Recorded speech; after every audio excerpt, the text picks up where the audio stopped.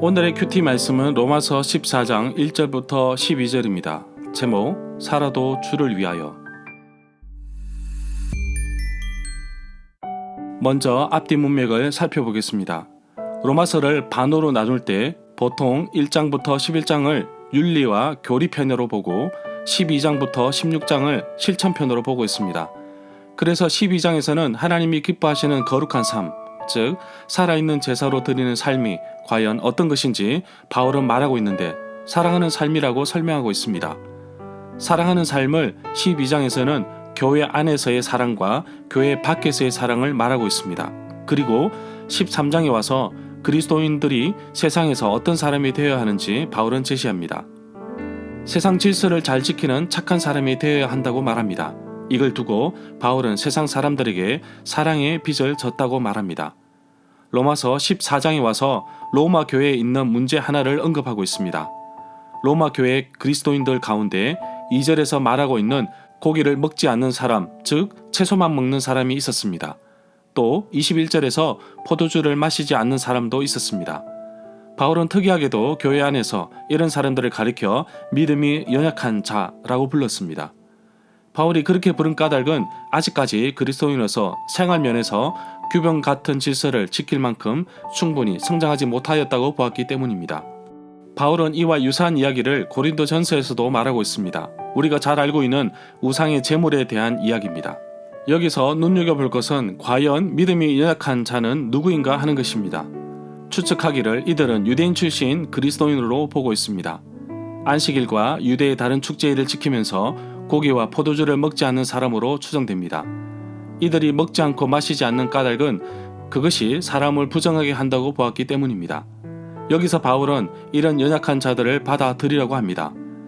바울은 이 모든 것이 그리스도의 사랑이 기초가 되어야 함을 가르쳐 주고 있습니다. 문단을 나눠보겠습니다. 1절부터 12절은 서로 판단하지 마십시오. 1절에 보면 바울은 믿음이 약한 자들을 받아들이려고 합니다. 논란이 있는 그의 의견, 생각을 비판하지 시비거리로 삼지 말라고 합니다. 2절에 보면 바울이 로마 교회 안에서 문제가 되었던 아주 특별한 문제에 대해서 언급하고 있습니다. 고기를 먹지 않는 사람, 채소만 먹는 사람이 있는가 하면 21절과 연결하면 포도주만 마시는 사람이 있었습니다. 3절에 보면 먹지 않는 사람, 즉 채소만 먹는 사람은 모든 음식을 먹는 사람을 비판하지 마십시오. 이것은 하나님께서 그 사람도 받아들이셨기 때문입니다. 연약한 자를 업신여기거나 비판하게 되면 공동체는 위험에 빠집니다. 또한 서로가 서로를 심판하게 되는 결과를 가져오게 됩니다. 5절에 보면 또 어떤 사람은 어떤 날이 어떤 날보다 더 중요하다고 생각하고 또 어떤 사람은 모든 날이 다 같다고 생각하는 사람도 있습니다. 이럴 경우에는 각각 자기 마음에 확신, 확정이 있어야 합니다. 이 구절에서 말하고 있는 핵심은 바로 누구도 자기 양심에 거슬러서 행동해서는 안 된다는 것입니다. 골로새서 2장 16절과 연계해서 본다면 그러므로 먹고 마시는 것과 절기나 초하루나 안식일을 이유로 누구든지 너희를 비판하지 못하게 하라고 말씀하고 있습니다. 6절에 보면 이 구절은 5절과 동일한 패턴으로 어떤 음식이나 다 먹는 사람도 주님을 위하여 먹으며 먹을 때마다 하나님께 감사하고 먹습니다. 그리고 먹지 않는 사람, 음식을 가려 먹는 사람도 주를 위하여 먹지 아니하며 또 하나님께 감사드립니다. 고린도전서 10장 31절에 보면 그런즉 너희가 먹든지 마시든지 무엇을 하든지 다 하나님의 영광을 위하여 하라고 하였습니다. 7절부터 8절에 보면 우리 가운데 누구든지 자기 자신만을 위하여 사는 사람은 한 명도 없습니다. 자기 자신만을 위하여 죽는 사람도 없습니다. 우리는 살아도 주님을 위하여 살고 죽는다 해도 주님을 위하여 죽습니다. 그러므로 우리가 살든지 죽든지 우리가 주의 것이라고 하였습니다.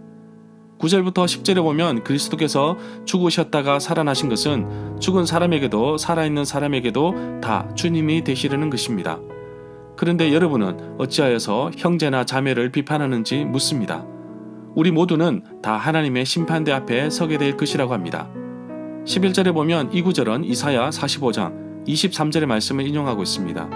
하나님께 자백한다는 말은 하나님을 찬미한다는 뜻으로 이해할 수도 있습니다.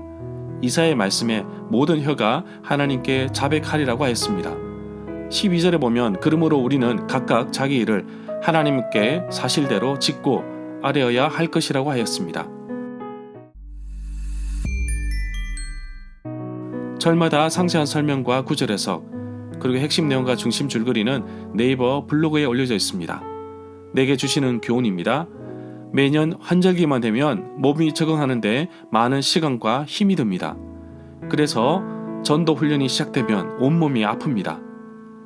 제가 가장 연약할 때 찾아오셔서 힘이 되어 주시고 사랑해 주신 하나님께 감사드립니다. 하나님은 연약한 나를 기억하시고 있는 모습 그대로 받아주셨습니다.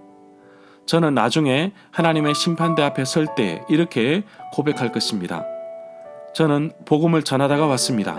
그런데 그 일을 도와주신 분이 있습니다. 바로 믿음의 후원자입니다. 이분들은 자신의 물질을 저의 사역과 가정에 끊임없이 공급해 주셨습니다. 사실 저는 그분들의 도움 때문에 끝까지 복음 전하는 일에 목숨을 걸 수 있었습니다. 정말 수고하고 상급을 받아야 할 분은 물질의 공급자, 후원자이십니다. 2003년부터 2023년 현재까지 21년 동안 매달마다 저의 사역을 위해 기도로, 물질로 끊임없이 공급해 주신 후원 동력자님께 진심으로 감사드립니다.